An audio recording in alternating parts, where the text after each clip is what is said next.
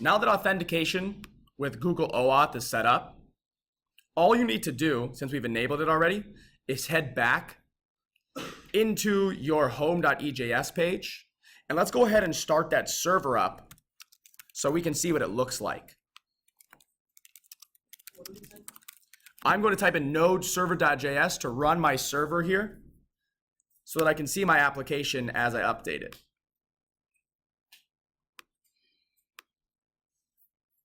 So I'm going to bring this up here just to see that all it says right now is voting app and log in with Firebase. Is that what yours say? If yours doesn't say that, just enter in an H1 that says voting app and a paragraph tag that says log in with Firebase. Cool? And then right below that, what do we need to do? Yeah, we need a button. And that button should say what? Log in or sign in with Google. Ta-da! Now, how do we get our button to run a JavaScript function?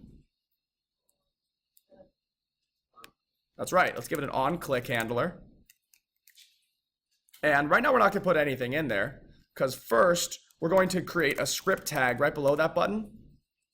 And we're going to create a function. What do you think we should call this function since we're going to use it to sign people in with Google? Sign in with Google. Great idea. Y'all are visionaries. Beautiful. So what is this function going to do? Well, the cool thing about Firebase is that it gives you a bunch of free functions, basically, to use with Firebase. Now, at the very top, you see this variable called Firebase. Where did that variable come from? It came from this script tag that we loaded up at the very top that gives us Firebase. And with Firebase comes a bunch of methods so that we can use those methods to do cool stuff. So if you head back into your Firebase console, and there's a button at the top that says Go to Docs in the top right, click on the button that says Go to Docs. And we're going to click Get Started for Web or actually, let's go to API Reference right here.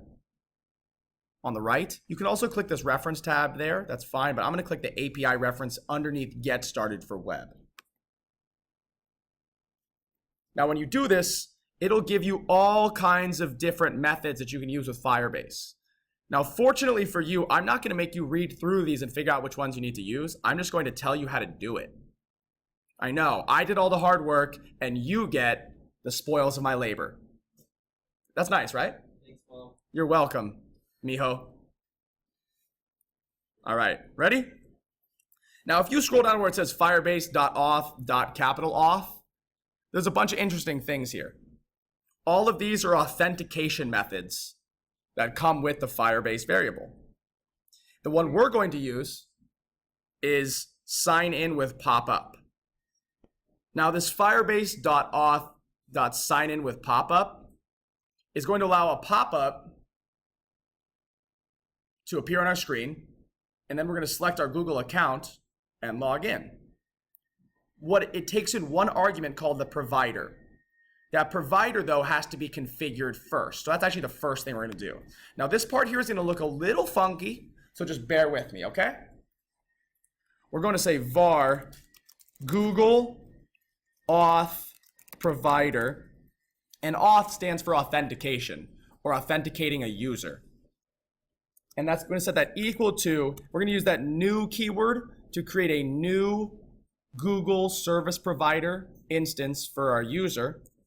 We're going to say firebase.auth.google auth provider. Now this part right here, again, I had to watch a tutorial to find it. It's a little funky, and especially since, be aware that it's firebase.auth with no parentheses here, because the next one we're going to use firebase.auth with parentheses. So just be aware of this. And yes, Noel, the other thing to be aware of is that this G I made lowercase, and the G that comes after the firebase.auth is capitalized. That's because this Firebase method has to be capitalized because that's how they created it. Whereas I like to make my variables camel case all the time just because that's proper JavaScript convention. But great question. So then right below that, we're going to use the method we found out about earlier. It's called Firebase.auth, and this time we're going to run the Firebase.auth function method, however you want to call it for now. And then we're going to say dot sign in with pop up. And we're going to pass in that variable we just created, Google Auth provider. Now again, this might look a little funky, and that's okay. It should be a little funky. But this works the same way that any of our previous asynchronous JavaScript experiences do. It returns a promise. Now, what do we say a promise is again? So a promise is a placeholder for data we're going to get in the future. So what do we do when we get a promise? We have to wait for the promise to return the data. So we say dot then and dot catch. And we give each of them a callback function. This callback function is going to take in an error. And if we get an error, we're going to console.log that error so we can see what's up. In the dot then, though, I want to see what I get back when I sign in with Google. Now, we're going to get an error the first time we do this, just as a heads up. So I'm going to say data, whatever data they give me back. Let's see what it looks like. I'm going to console.log the data. So this right here, you might be surprised to know, but this is the entire function you need to sign in with Google. If you developed Node applications before, you'll know that if you sign in on a Node application and you run your own Google OAuth, it takes like 40 to 60 lines of code to get it going, and it's really confusing. This is super simple. It's just like everything we've seen before. So then all we need to do is in our onClick handler is we need to say sign in with Google. Bam. So as soon as we click this button that says sign in with Google, we're going to run this sign in with Google function. Cool? Now, I don't want to steal your thunder, so I'll go ahead and let you see the error you get back when you try and do this. Preview it, run it, and let's check out the error you get. And I'm going to stop this video here and we'll go into that in the next video.